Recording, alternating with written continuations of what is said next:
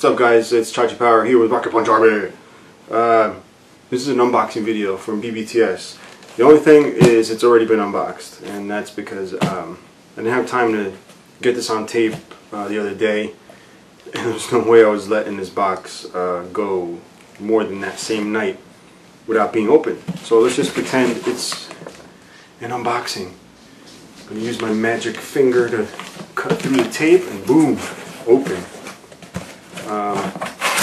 Well, normally this would be full of bubble wrap, and BBTS uses this bubble wrap. You can actually stand on it and it won't pop because all the bubbles are kind of connected. So yeah, but anyway, so here's what I got. I don't know what to start with. I guess basically you guys, if you're keeping up with my blog and stuff and videos, I've done a few third-party things, and after my recent trip that I keep talking about, I got the fever. So I got third-party fever. My friend Leonardo, which, as a matter of fact, I'm working on the video with his interview, got a great collection, but he recommended that I pick up a couple of things. But besides his recommendation, I also saw something else that he had gotten while I was there. So I'll show you guys that first, because that's not a third party, but it is a Transformer. So a lot of Transformers in my life recently. This is the BBTS Decepticon Piranacon, which is a BBTS exclusive, okay, in this case. And here it is. 35 bucks, I think, for a big combiner, Transformers. Yes, please. Pick that up. Not really into that character until I actually saw it in front of me and saw those crazy 80s colors and chrome. So 30 bucks, I mean, think of the stuff you get for 30 bucks. And this is a full-blown combiner with chrome and heavy box, nice box. It's an exclusive, so definitely a good deal.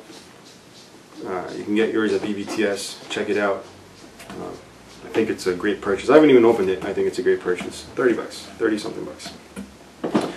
So moving right along, I think I did this in a previous unboxing, but I did happen to pick up another one because I kind of do like it, and I kind of just wanted to have a spare laying around for whatever reason, just in case it breaks, even though a couple of reviews say that they've really, as a matter of fact, I didn't do a review, but I have messed around with this figure long enough to know that it feels brittle, but I've never broken it, and I've forced, believe me when I say forced, this, if you look on YouTube, look for other video reviews of this guy, you'll see other people say the same thing. They force the plastic and nothing's broken. But I'm not one to take any chances, and BBTS had it incredibly low. I think this was a $60 figure, and they have it for 20 bucks. And it's another third-party figure. This would be Sonicron. So I picked up another. I may do a review. I don't have time for reviews. I'm working on this Columbia video, which, you know, if I'll judge the first couple of videos. If I don't get a lot of views on it, I'll probably just rush through the rest just to free up my time. But who knows, guys? I get tons of stuff here, and I can't review it all. I would love to. I just don't have the time. I got family and stuff. I got work. You know, get maybe an hour and a half during the night to do my own crap. So anyway, moving right along. Sonicron. In case you guys don't know who this is, it's a third-party Soundwave. Almost forgot his name. And it's a pretty cool figure because it does look like the G1 Soundwave. My complaint is really in the leg area. But, you know, without getting too much detail in case I do a review on this, I'll just show you the rest of the box. Window here. See the full figure. Accessories. It even has a G1 styled head, which is cool. On the back here it has cassettes you can cut out of the box, should you choose to cut out the box. And they actually fit into the chest area. And a bonus, in case you don't want to cut out the box, you still get to put cassettes in as long as you have G1 style cassettes. They will fit in there. Although some people's chest flap door thingy doesn't close with the cassette in there, but whatever. It works. Moving right along. So yeah, I was telling you Leonardo's collection is awesome. And I saw a few things that I passed up on because I just wasn't into the whole third-party thing full blown like I am now. And hopefully it's, when I say full blown, I hope it doesn't go any further than this, because I've just been spending a lot of money. But he had a trio of teeny little robots, which you guys may know as Reflector. Saw these little guys hanging out in his display case, and I thought they were cool. Wasn't enough for me to warrant purchasing them, but he just told me how amazing they were. I read up on his blog about them and stuff, and I took the plunge. This little teeny box here, you're looking at $90. So you're looking at 3 figures, pretty much 30 bucks each. You know, and they each have their accessories and stuff, and it turns into a camera.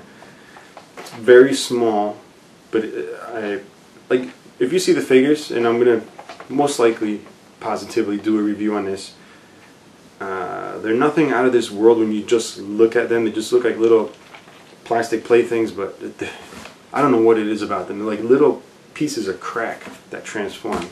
That's just, you know, that's all I'm going to say about those. But you know, you don't have to wait for the review to buy these. I think these do sell out pretty quick.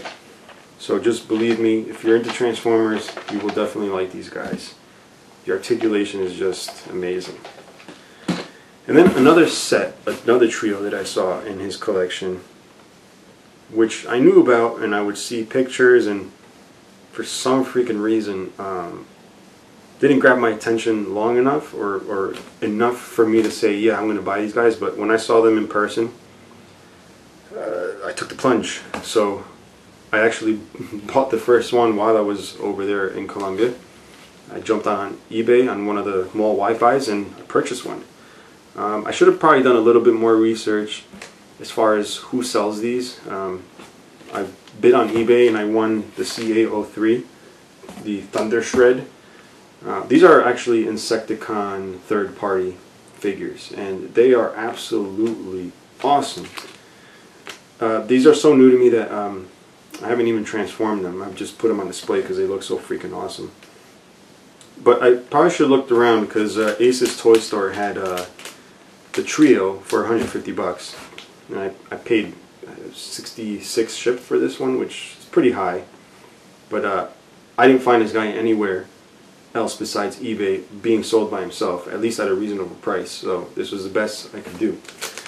And I would have just gotten them from BBTS. And by the way, I just realized this is not a part of the BBTS unboxing, so I guess I just had it in there to be with the other guys. But yeah, this was not from BBTS. This was from eBay, 66 bucks. But since he's part of the rest of the BBTS haul, I figured I'd include him.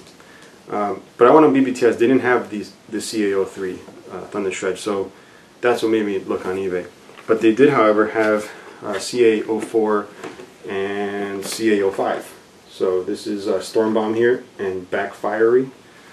Obviously references to the Decepticons they are based on. But very cool figures. I will probably do a review, maybe a quick look, I don't know. I'm almost scared to transform these, just they look really complicated and time consuming, and maybe they're not. Maybe I'll check out some reviews and see if they are time consuming at all. But anyway, show you the box, the back a little bit, maybe you guys can see what they look like. I have them in my display case, I'm sorry guys. This is just a quick unboxing. But very, very nicely detailed figures. Here's the last one. So yeah, I'm probably gonna do like vlogs while I'm working on the Columbia videos. I don't think I'll have time for full-blown reviews, since the subtitling, guys, I did like 2 minutes worth of video and the subtitling took me a couple hours. So, and it's a few minutes worth of video, so it's just hours and hours I gotta work on that. I didn't get a lot of views in the first video. Maybe the last time I checked was like 75 views. That's not a lot of views for the amount of work I put into it, and I can understand who wants to watch a video of a guy play with Transformers for the first time, you know, when you don't even know the guy. Maybe to me, because I know the guy, it's a little more special, but you know, the second video definitely is cool because it's for Leonardo. It's interview with him because he's already an established collector. So you know, he knows more about them. He knows about the lines. So maybe for you guys out there, it'll be a little bit more interesting. And the reason I do these video, guys, because most of the videos you watch on YouTube are people here collecting. And sometimes it's like you watch it and it's like, okay, so they got this, I do too, you know. But we fail to sort of remember that not everyone in the world has it as easy as we do. So the fact that we could just jump on eBay, go to the comic store or stuff like that and just purchase whatever we need, we kind of it kind of takes away the challenge of collecting. And when I see these guys over there and the hurdles and the stuff they got to pay for and boxes being left at doors and disappearing, I mean, just the horrors of collecting over there, and the fact that they still want to collect after that make their collections that much more special. And I kind of wish they went into a little bit more about the difficulty of collecting. I think they just remained positive throughout the interviews about how you know they enjoy the figures since they were kids and stuff. I should have probably asked a little bit more about the difficulty in getting stuff so you guys can appreciate it more. But just believe me, I don't know too many people that would survive that type of difficulty. But you know, like I said, I'll keep doing the videos. If I see I'm not getting a lot of views, like I'll probably just rush through the rest, you know, just at least so I can take the footage and put it on. And what I mean by rushed is I'm not gonna go crazy and put too much into the video.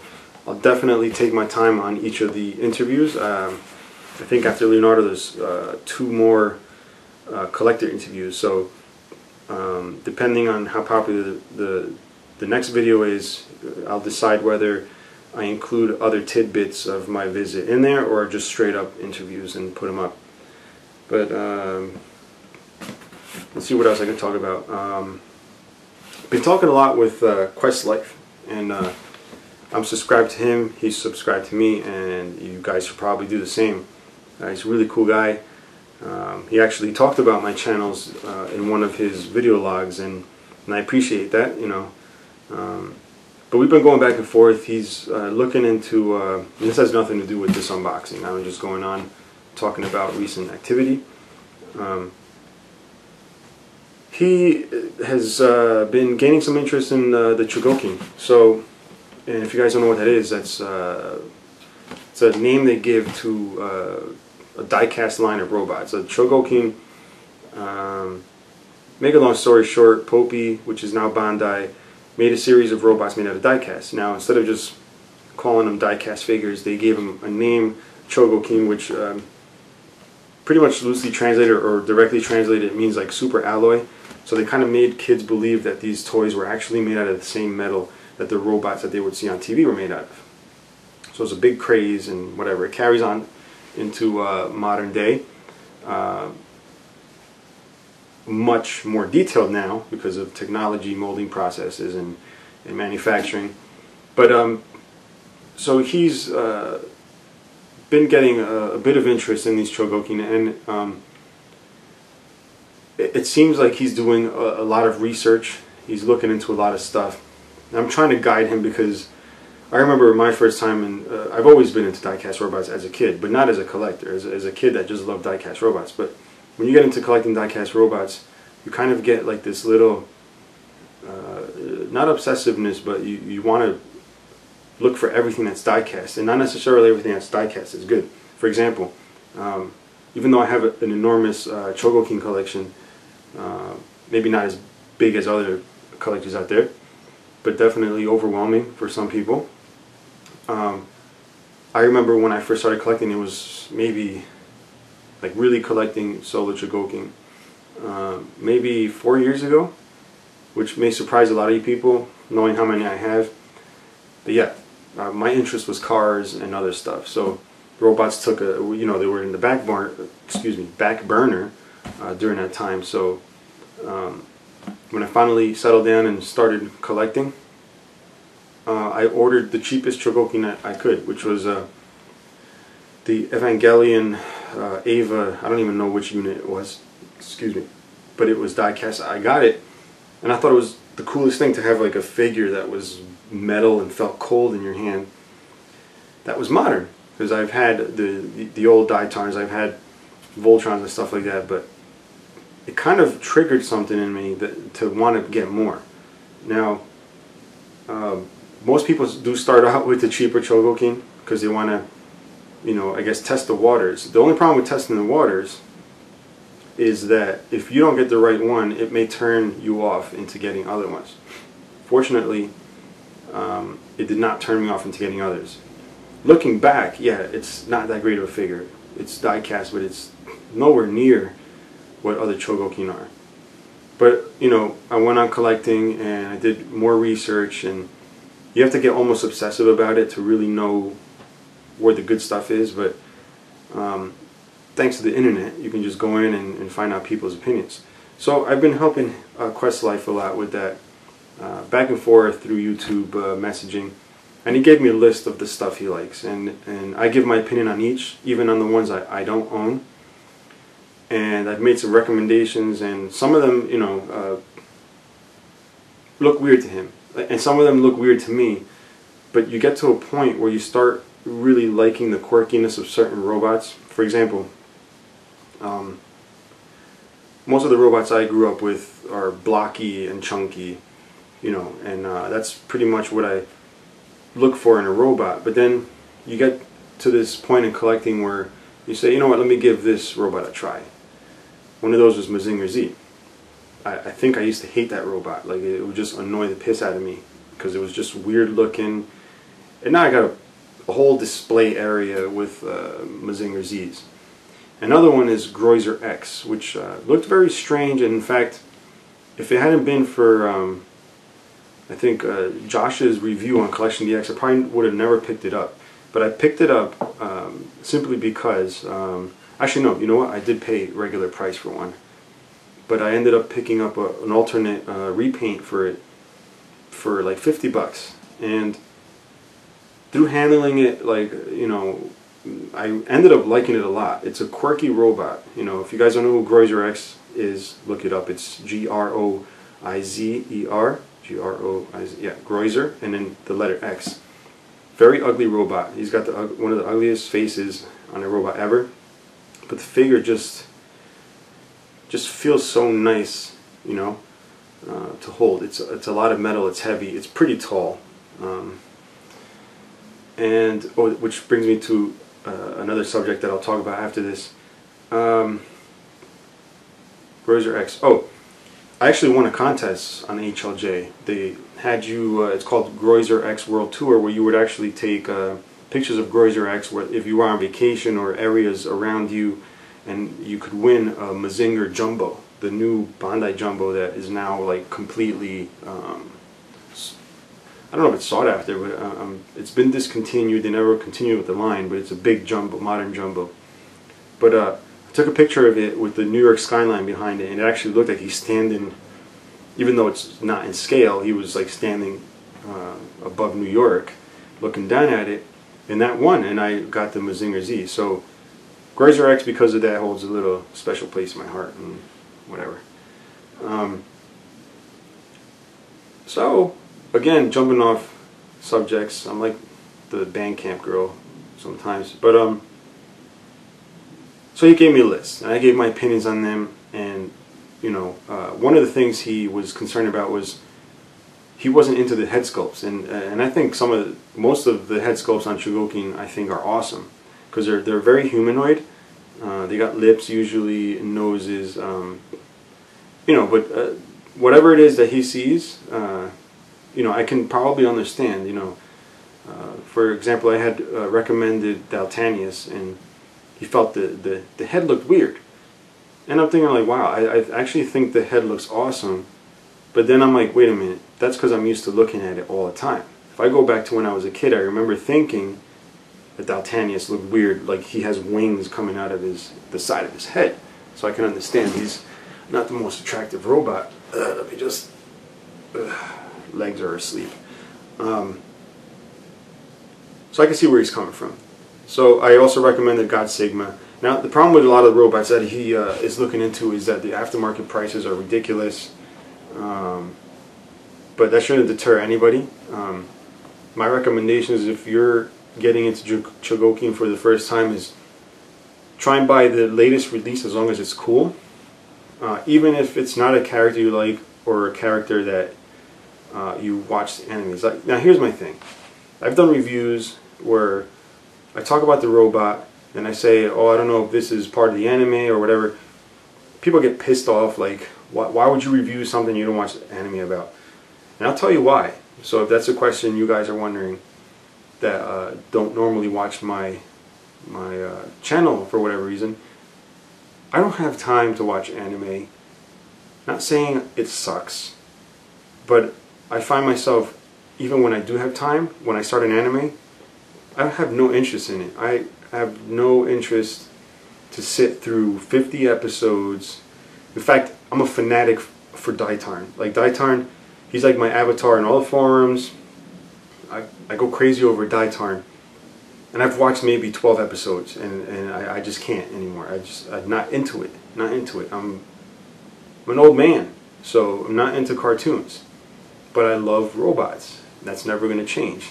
I mean, you would think I would grow out of it now. I'm stronger than ever with collecting robots. So you don't need to be into the robots to enjoy them. Some people need to have, you know, some kind of connection with the robots they own, you know, as far as TV shows and stuff like that. I'm connected more into the fact that they're robots, the engineering that goes into them, the materials they're made out of, the finish, the colors. So I could give two craps about anime, you know. So nothing should deter you from buying a Chogokin because you haven't seen the show. Don't feel like people are going to be like, you know, that's so stupid, you don't know the anime and you're buying a robot. No. What I would recommend for newcomers is go for the newest one, because they're usually, I mean, they're usually expensive, but they're usually cheaper than they're going to be right after that. Now, the trend I've been seeing, though, is people pre-order the Chogokin. Depending where you order, it's a good price. If you buy it, then they don't sell what they thought they were going to sell, the prices go down a little bit. But once those are gone, and the prices tend to shoot right up, that doesn't necessarily mean the market value is what they're asking. Market value to me is what they've sold for, not what they're selling for. I can go ahead and sell this guy for 500 bucks, put it on eBay, someone comes across and says, oh my god, this thing's worth 500 bucks. No, it's not worth 500. I'm asking 500. If I sell it for 500, somebody else sells it for 500, other people sell it for 500, now you got a market value of $500. But the Chogokin tend to trend that way. They start off, if you pre-order at a decent price, you know, or if you pay full price, sometimes they drop down a little bit, you know, because they're trying to get rid of stock, make room. Then more people buy those, and then once they're gone, the people that took too long to buy them are now looking for them, and no one wants to get rid of theirs. So the people that do want to get rid of it usually end up getting a good price for it because the demand is higher than what's available. So my recommendation is, if you get a good pre-order price that's less than the retail for a newer one, go for it. You know, if you tend to wait, I mean, it's really hard because the trend is, there's really no trend. I keep saying, I've said trend, but it really varies. But I've seen some figures that seem like they're never going to sell. They clearance them out like crazy, and then once they're gone, people for some reason want them. So I don't understand. Like, one example is Baldios. Baldios was from CM's Corp. Was a very expensive is a very expensive robot. When it came out, I think it was more than 20,000 yen, if I'm not mistaken. And a lot of people didn't really like it too much. It was kind of teeny, and the transformation was way too complex, which compromised its stability. And I didn't pick it up because it was freaking expensive. And then all of a sudden I saw it for $100, and I said, this is the cheapest I'm ever going to see it. I bought it. I loved it because I don't really play with it. It just looks good on the shelf. And I have never even transformed it. Never, never, never, never, never. I don't care to. I just like the fact that knowing that this little teeny figure has the ability to transform in the way that it does. Intricate, intricate. You guys got to check out the CM's Corp Baldios reviews. Collection DX does one. And now that they're gone, people bought them when they were $99. Now that they're gone, they're shooting right back up. I don't know what the market value is, but eBay value is, you're not going to get one cheap. So again, my suggestion, newcomer to Chogokin, buy the newest one because that's going to probably be the cheapest and the newest in technology. So I was recommending the Quest Life. I don't know if I did make the recommendation, but I said, you know, there's a Dioja coming out, which is delayed, if you guys are following that. But pick that up. It seems to have a really cool transformation. It's 3 robots, and one of them gets flipped upside down and arms. It's just a crazy thing. So if you like transformable bots, that's good. Now the figure looks really old school. It looks like a big old school samurai robot. But at least if you start off with something, I mean, I saw the prototype and it looks really cool. You know, if you get it at a good price, you don't like it, you can sell it while the demand is still there. So yeah, I don't know, I'm just babbling, but yeah, that's pretty much it. And what I wanted to close with, video's freaking long enough as it is I may be even doing a, what do you call it, a video of my favorite Chogokin. So that way, for those of you that are not familiar, you get to see the highlights of the collecting. Now the downside to that is because I have very limited space, a lot of my favorites, the very ultimate favorites, are in my display case. But there's so many more that are very deserving to be in a display case but are not. So they're tucked away in a box, wrapped up, very difficult for me to get to. So I don't know how I'm going to do that video, but you guys can stay tuned for that. I don't know, probably not anytime soon, but if you're interested, let me know. I think I'm going to wrap it up. It looks like I'm hitting half an hour, which Quest Life must have rubbed off on me because I'm making long videos now. But yeah, I'm going to wrap it up, guys. Any questions, comments, leave them below. Bye.